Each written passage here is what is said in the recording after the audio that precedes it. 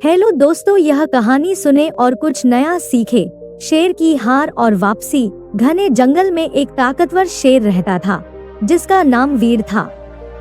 वो जंगल का राजा था जिससे सभी जानवर डरते थे। उसकी दहाड़ से पूरा जंगल कांप जाता था। लेकिन वीर केवल ताकतवर ही नहीं बल्कि घमंडी भी हो गया था। उसे लगता था कि वो हमेशा सबसे तेज, सबसे ताकतवर रहेगा और कोई उसे हरा नहीं सकता। एक दिन जंगल में एक नया युवा शेर आ गया। वह तेज, फुर्तीला और ताकतवर था। उसने वीर को जंगल का राजा मानने से इनकार कर दिया और उससे लड़ने की चुनौती दी। वीर को जंगल का राजा मानने से इनकार कर दिया और उससे लड़ने की चुनौती दी। वीर को लगा कि यह लड़ाई तो भी आसानी से जीत जाएगा। लेकिन जैसे ही लड़ाई शुरू हुई, युवा शेर ने वीर को जोरदार चोट पहुंचाई। वीर ने पूरी ताकत लगाई, लेकिन उसके पुराने शरीर में अब पहले जैसी ताकत नहीं रही थी। कुछ ही समय में वो हार गया और घायल होकर जंगल के कोने में चला गया। वीर अब अकेला और हताश था। उसे विश्वास ही नहीं हो रहा था कि जो कभी राजा था वो आज हारकर जंगल के अंधेरे हिस्से में पड़ा है। उसके दोस्त भी अब उसकी मदद करने नहीं आए। उसकी आंखों में आंसू थे। उसने सोचा, क्या मैं अब कभी वापस नहीं आ पाऊंगा? क्या यही मेरी कहानी का अंत है? इसी जंगल में एक बूढ़ा हाथी भी रहता था जिसने वीर की पूरी कहानी देखी थी।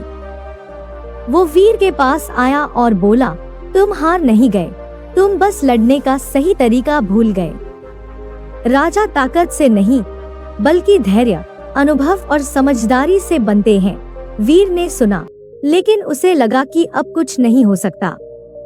लेकिन हाथी ने कहा, अगर तुम सच में राजा हो तो यह साबित करो।